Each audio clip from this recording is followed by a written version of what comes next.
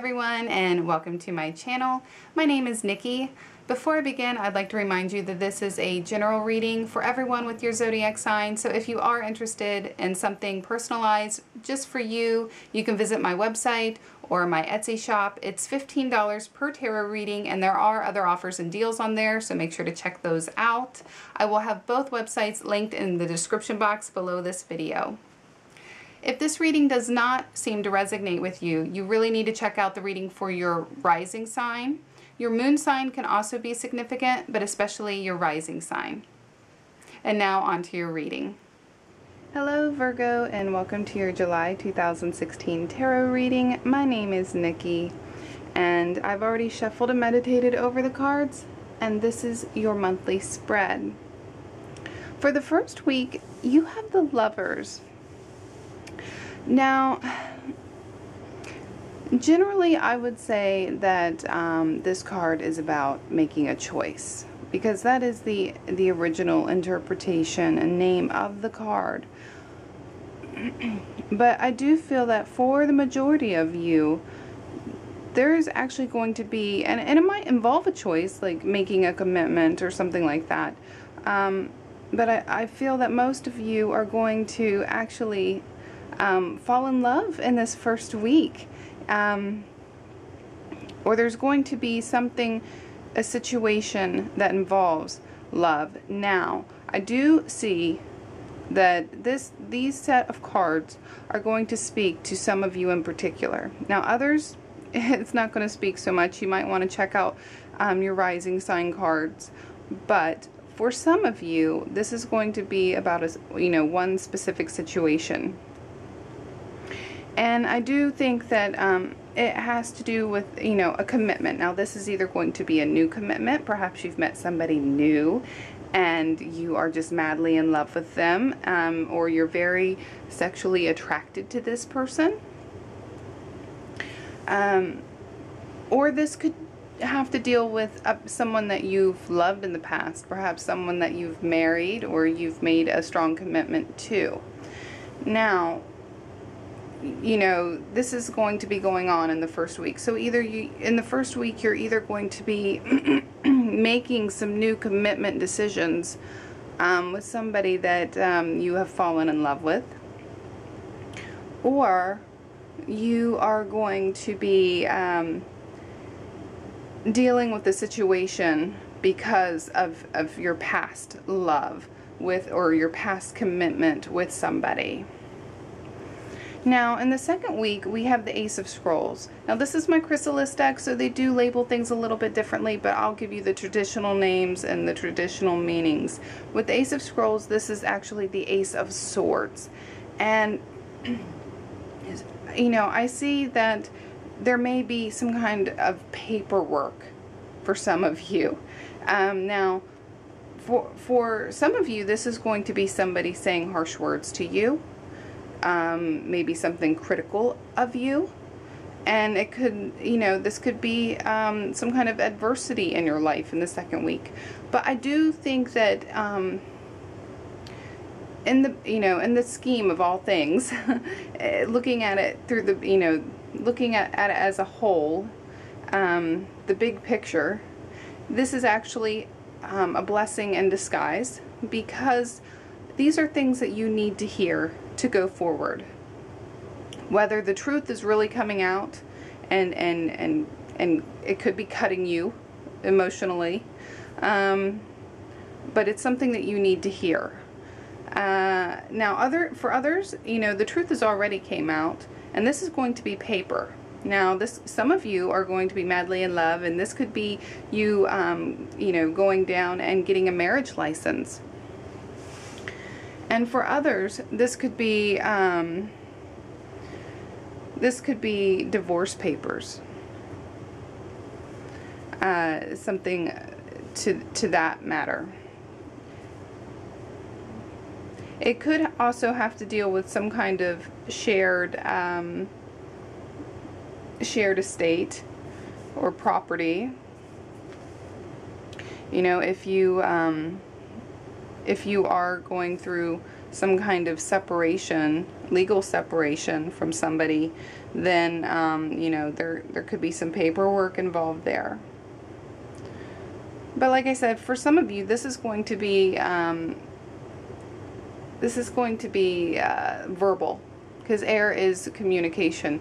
And this is going to be somebody telling you things that you need to hear. You might not want to hear them. It might hurt you to hear these things, but it's something that needs to be heard. And you know, you could be saying some of these things to this person in the second week also, and it's stuff that they need to hear. Because ultimately, I mean, if you can see the keys in the picture, ultimately this truth will set you both free. Now, for the third week, we have the Two of Mirrors. Now again, some of you, you're in a loving situation. You are, you've met somebody who seems to think the way you think. They seem to be your soulmate, and you know, you're very content and happy in this this bliss that you're in with this person. I don't really think this is going to do with like a business or a partnership. It is possible that it could do with that, but I think for the majority of you, this is going to be a romantic relationship that you're in, and you're very happy and content. Now for others, this card is going to represent the love for yourself. And I don't see that as a bad thing. I see that as a good thing, because you need to love yourself.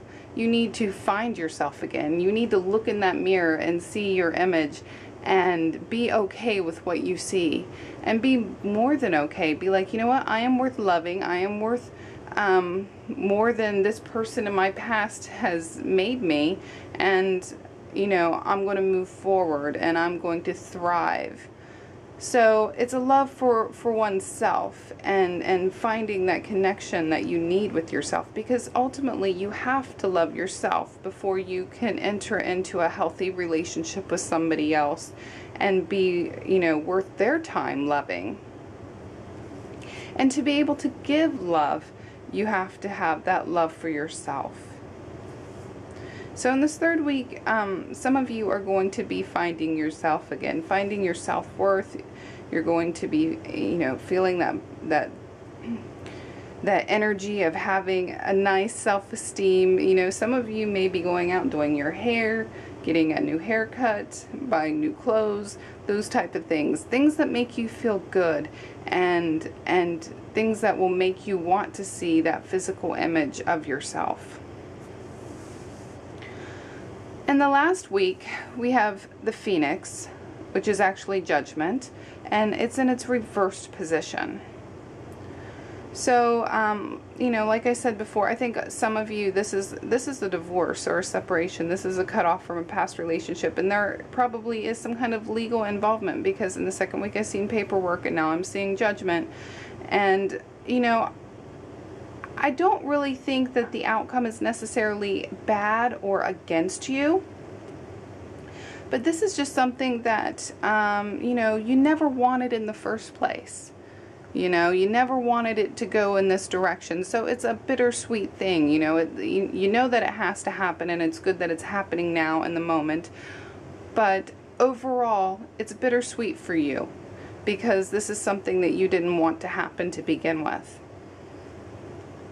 Now for others, this is going to be dealing with some, you know, with something in the past, you know, some kind of bad decision that you've made in the past, and now it's coming back to crop up. And what a lovely time to crop up, because you know, you're happily in love and starting a new relationship with somebody, and you know, you don't want this to crop up right now. It's going to interrupt your emotional bliss that you're in. Now, now some of you who are taking the marriage commitment in July, or you know, either whether you're getting married or you're just getting engaged or you're thinking about it, whatever, it's going to bring up issues. You know, not everybody may be happy about this union. So I do believe the Judgment card in reverse does represent that.